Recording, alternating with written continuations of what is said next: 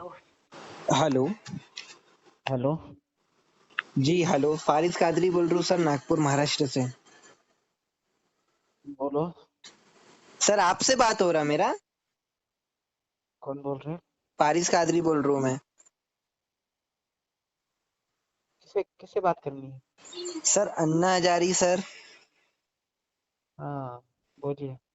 Sir मैं यही पूछ रहा था, I am big fan of you, मैं बहुत बड़ा फैन था आपका, और मैं भी सर ना ये सब देश हित के लिए बहुत कुछ काम करने की पूरी कोशिश कर रहा हूँ सर।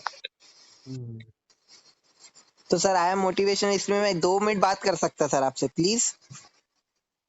मैं थोड़ा बाहर हूँ। सर एक दो दो बात सर, प्लीज प्लीज सर, बहुत मुश्किलों से नंबर लगा सर आपका। बोलिए।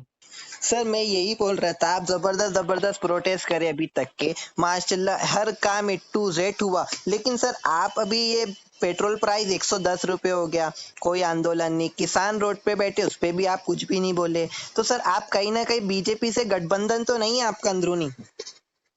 हम्म, ये मेरा सवाल था आपसे। ऐसा ऐसी बात तो नहीं है। तो सर अभी आप कुछ भी प्रोटेस्ट नहीं, किसान 30 लाख प्रोटेस्ट पे थे, आप उनका भी साथ नहीं दिए, पेट्रोल प्राइस 110 रुपए के करीब, 105 रुपए के करीब, उस पे भी नहीं। राशन का रेट बहुत खतरनाक तरीके से पहुंच गया है देश के ऊपर में, गरीबी बहुत खतरनाक हो रही है, लेकिन एक भी प्रोटेस्ट नहीं हो रहा। देश में हिंदू मुसलमान की सियासत खेल रही बीजेपी गवर्नमेंट, उनके अगेंस्ट आप एक भी प्रोटेस्ट नहीं करते, और हमारे जैसे युवक को आप मोटिवेशन भी नहीं कर रहे सर। आप काम अच्छा करे, इसलिए मैं आप बहुत बड़ा फैन था आपका, लेकिन मेरे मन में, मेरे दिल में दो चार सवाल थे सर आपके लिए, हम्म, इसीलिए मैं आपको कॉल करा, और ये रिकॉर्डिंग भी हो रही है, और ये पूरी पब्लिक भी सुन रहा है सर, लाइव अच्छा। पे आप। हम्म, सर जवाब दीजिए ना सर, आप तो पूरे बड़े बड़े को जवाब दे चुके, आपके पास पूरा मीडिया कवरेज था, इस पे क्यों कुछ नहीं बोलते आप लोग? आपको कुछ प्रेशर दबाव है? आप पहले दबाव। प्रोटेस्ट करते थे, बीजेपी सरकार बन गया, आप खामोश हो गए, पेट्रोल के ऊपर भी कुछ भी नहीं हुआ। पहले जब 66 बीजेपी रुपए पेट्रोल सरकार था। में तो 2 बार तो अनशन किया है। 2 बार प्रोटेस्ट में किया है। 2018 में 23 मार्च 2018 को दिल्ली के सर रामलीला पहले मैदान में जैसी बैठे थे। बात नहीं आ रही, मेरे को मालूम है आपकी उम्र भी काफी हो चुकी है, लेकिन आपकी पार्टीज में भी अन्ना, वो अपने केजरीवाल सर भी सीएम बन गए, और दूसरे लोग जो है, आप बोले कोई पार्टी ज्वाइन नहीं करेगी, लेकिन अभी सर कुछ भी पहले जैसा नहीं। आप पिछले 7 साल से जो खामोशी आपके अंदर में आई है सर, वो बीजेपी सरकार बनाने के लिए थी कि किस लिए थी सर? ये पूरे देश के लोगों को एक वो है, आप एक हाँ, ही मैं पर्टिकुलर पार्टी कांग्रेस को और बाकी लोगों को, अपोजिशन को टारगेट ज्यादा कर लेते हैं। अभी भी मैंने देखा, आप उस पे बोले, लेकिन पेट्रोल के ऊपर, महंगाई के ऊपर, आज राशन का रेट जो है ना सर, 200 रुपए किलो खाने का तेल हो गया है, लेकिन इस पे हम्म, खामोश। यही तो है, इंसान को जीने के लिए यही सब चाहिए सर। हम्म, और हम लोग चाह रहे इस पे करना, आगे प्रोटेस्ट करना, काम करना, लेकिन हमको जेलों में बंद कर देते हैं, हमारे घर पे अटैक हो जाते हैं, हमला हो जाता है हमारे घरों पे।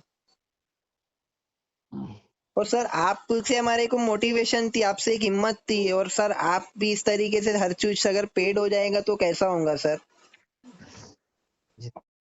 सच्चाई जितनी ईमानदारी की मिसाल अन्ना हजारे मैं समझता था बचपन से। मैं 20 साल का हूँ अभी, हम्म, लेकिन मैं बचपन से आज तक के मैंने सोचता था मैं आपके बारे में बहुत अच्छा, लेकिन मैं जो देख रहा हूँ ना 7 साल से, आपकी जो खामोशी है हर चीज के ऊपर में, बीजेपी गवर्नमेंट पूरा देश बेच दे रही है, लेकिन अन्ना हजारे खामोश क्यों है सर? अभी मैं वही बता रहा हूँ, किसानों के हित में हमने 2 बार आंदोलन किया दिल्ली में, एक बार, और उसके बाद महाराष्ट्र में अपने गांव रालीगंज सिटी। तो सर पहले जैसी बात नहीं आ रही ना, वो तो स्टंट के लिए थोड़ा बहुत बोलना पड़ता है, लेकिन पहले जैसा आप जब बैठ जाते थे तो वो काम होता था। आज 30 लाख किसान रोड पे थे जब, लेकिन कुछ भी काम नहीं हुआ सर। ऐसा क्यों सर? पहले आप एक बार रोड पे निकल गए, आपकी एक बोली, खेल खत्म था, सब काम हो जाता था, बंदूक की गोली थी सर वो, आज वही बंदूक की गोली क्या हो गया सर उसको? और हमारे जैसे युवक, हम लोग कुछ करना चाहते तो ये गवर्नमेंट हमको दबा देते, बीजेपी गवर्नमेंट के लिए आप कुछ मैसेज भी नहीं छोड़ते सर। क्या वजह है सर इसकी? सर आपके पास जवाब नहीं है सर, आप बोल रहे नहीं कुछ भी, सब लोग सुन रहे सर, आपको लाइव है आप, कौन सुन रहा है? पूरी पब्लिक इंडिया का।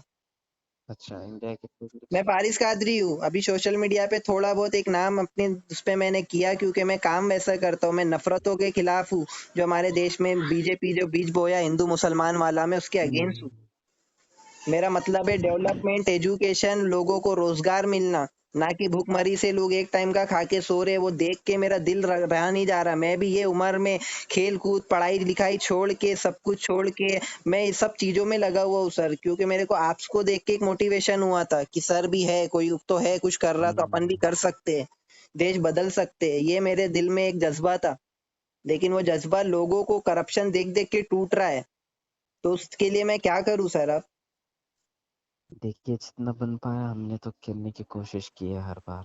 नहीं बिल्कुल, मैं आपको ये नहीं बोल रहा हूँ कि आप 100 में से 100 अभी करो या हम आप करते ही रहो, आपकी उम्र भी 2000 काफी हो गया है, लेकिन बोलने का ये मतलब है सर कि 7 साल से क्यों खामोशी हो मैं गई है वही जब। वही मैं बता रहा हूँ। हमने हम्म। 2018 में दिल्ली के रामलीला मैदान में 7 दिन तक अनशन किया, जी।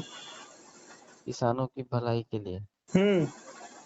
उसके सर बाद बाकी पहले जैसा आपको मीडिया कवरेज नहीं मिल रहा है अभी। अभी उसमें तो हम नहीं कुछ कर सकते ना। मतलब BJP A to Z media को पेट करके रखा हुआ है।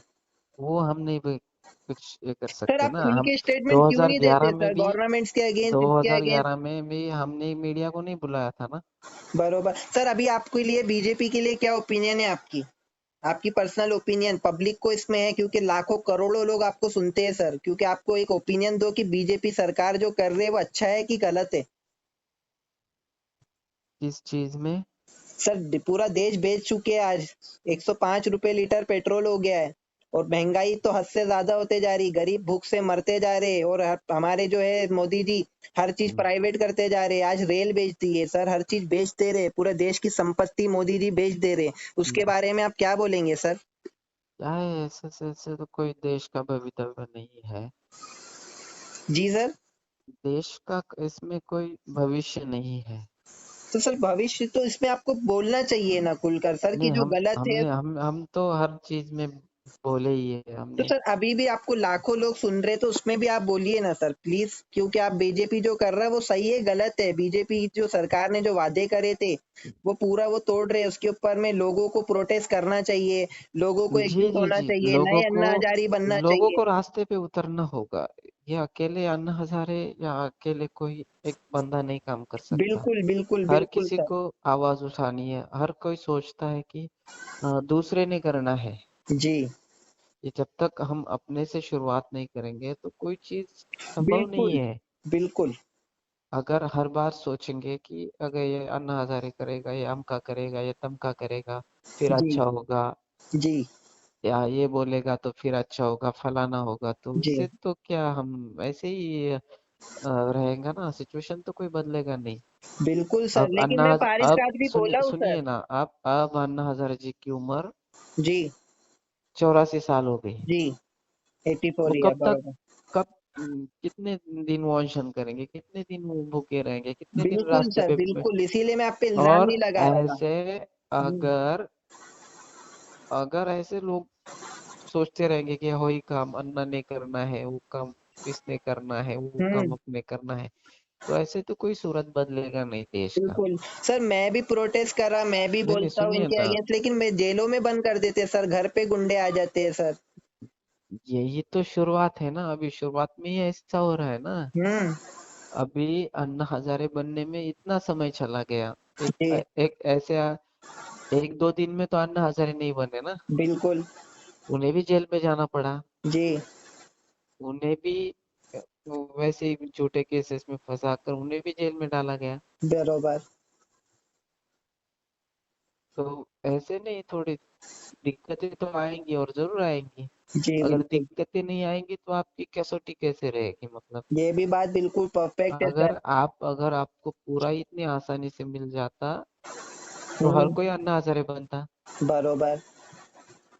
लेकिन तो सर आप पिछले 7 साल में वो बात नहीं आ रही थी आप में, ये पिछले सवाल लोगों का था, जब से क्या बीजेपी है, गवर्नमेंट बनी है। अब ज्यादा मीडिया कवरेज नहीं रहा। एक एक पहली बात मतलब हम्म। वो प्लानिंग के तहत हुआ या किस बात के तहत हुआ ये हम नहीं बता सकते।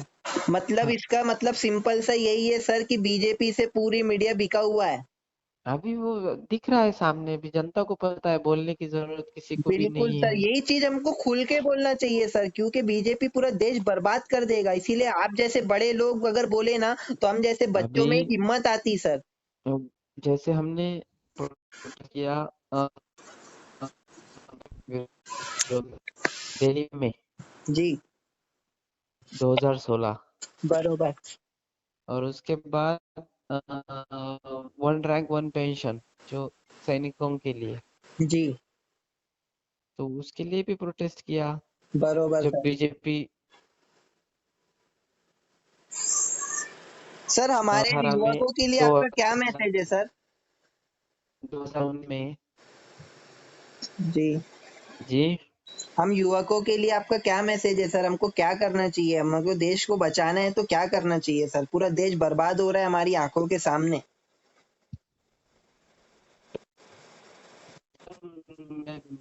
युवकों को तो शामिल होना चाहिए। युवकों लेकिन ये गवर्नमेंट बहुत पावरफुल हो गया, हर चीज पे इन्होंने कंट्रोल कर लिया, मीडिया से लेके हर चीज पे।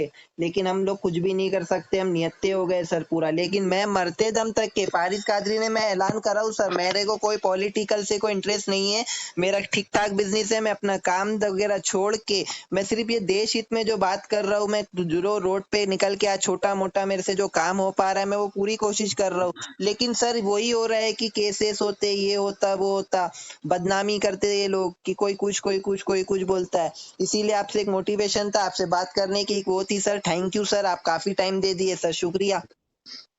धन्यवाद। Thank you sir.